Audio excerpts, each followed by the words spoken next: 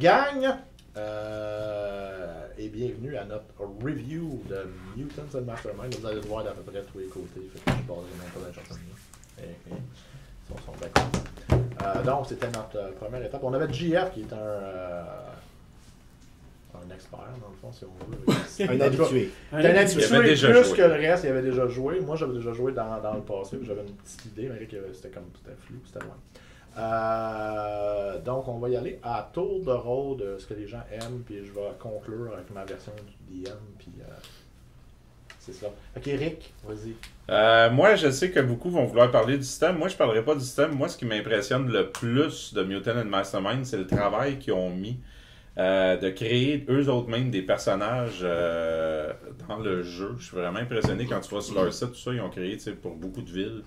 Je trouve qu'ils ont fait un travail colossal de ce côté-là, qui nous donne vraiment des idées pour le DM, des idées pour les joueurs. Moi, c'est ça qui m'impressionne le plus de Green Ronin. Fait que félicitations pour ça, parce que c'est fou le travail que vous avez mis en arrière de ça. Moi, c'est ça qui m'a impressionné le plus. J'ai rien de négatif à dire sur le jeu. Du tout.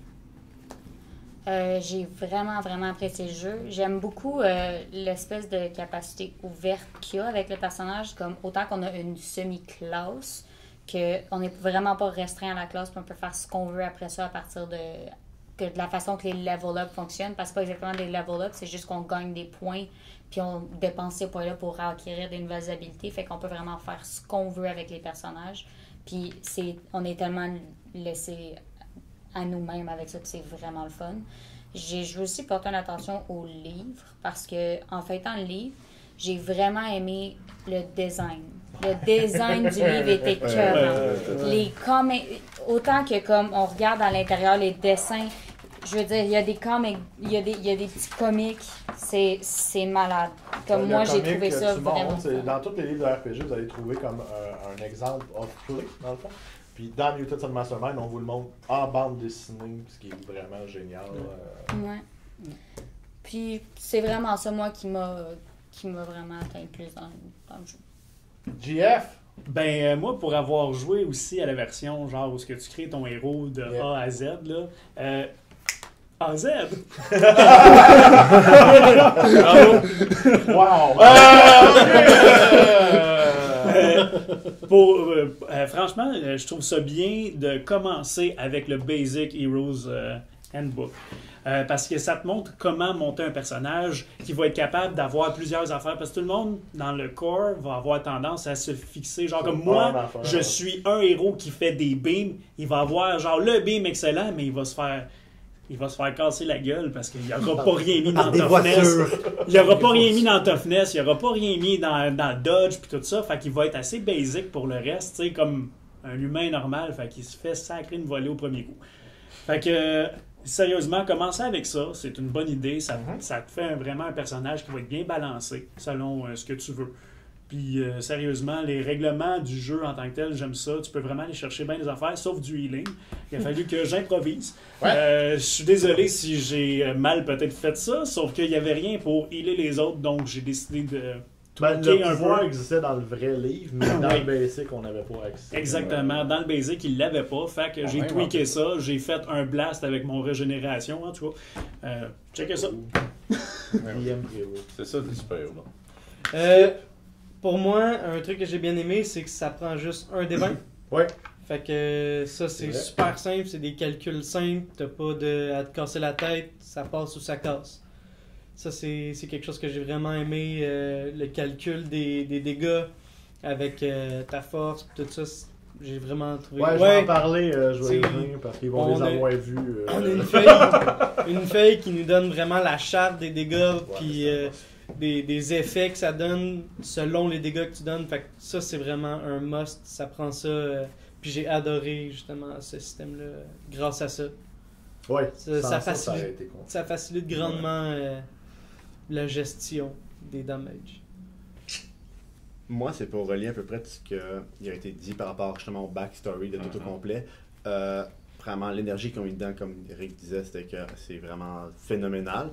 Mais surtout, le fait que des fois, tu peux sentir qu'un jeu de base n'aura pas vraiment de scénario prévu pour un narratif ou quelque chose comme ça. C'est beaucoup plus difficile de bâtir une histoire si le DM n'a pas justement une inspiration débordante comme Mario. Ça... Ben non. Non, justement, c'est que ça peut... Sérieusement, c'est un bon start-up pour les personnes qui veulent commencer, justement.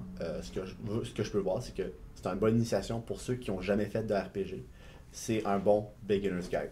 C'est un très, très bon jeu pour commencer. Parce que, tu sais, des fois, on peut se faire overwhelmed par D&D, ou les 5.0, les Pathfinder. C'est très simple, puis c'est efficace dans sa simplicité. Ben moi, l'affaire que j'ai vraiment le plus aimé avec ce jeu-là, ce qui m'impressionnait le plus, qui était vraiment extraordinaire pour moi, c'est Clutch. Clutch était vraiment...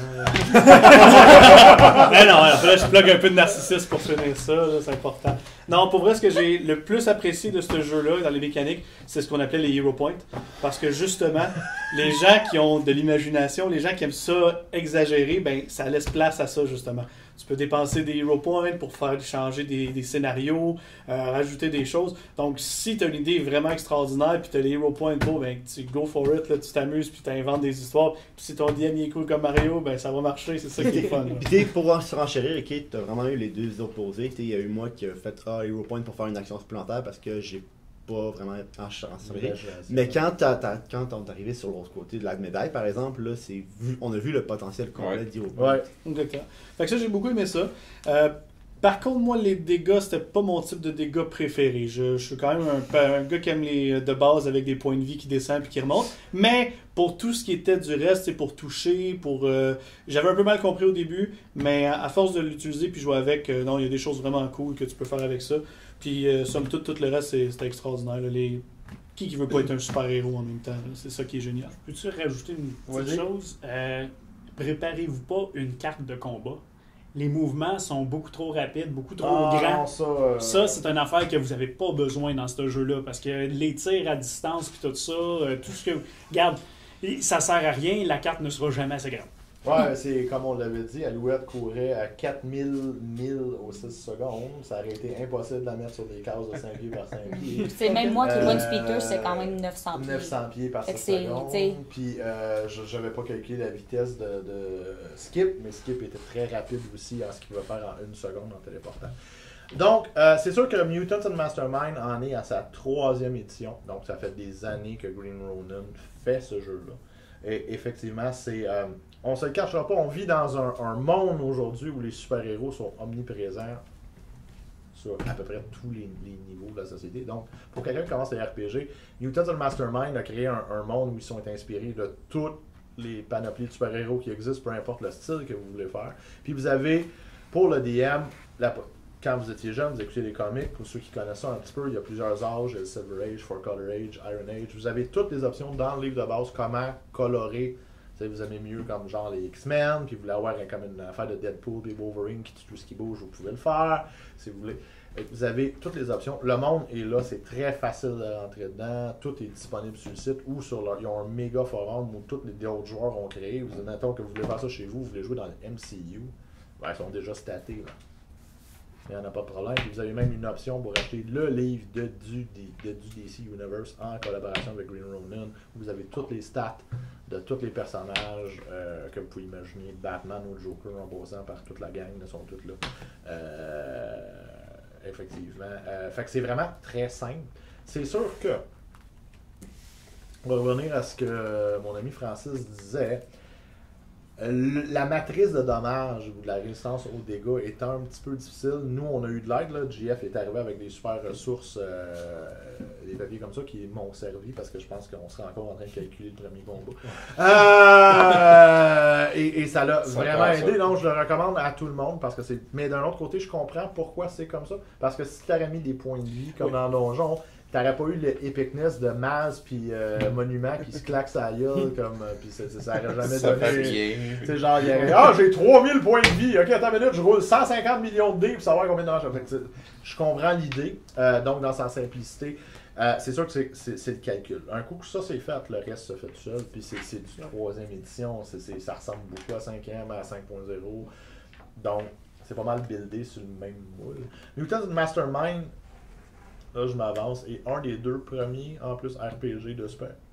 avec Champions est probablement encore aujourd'hui le plus populaire.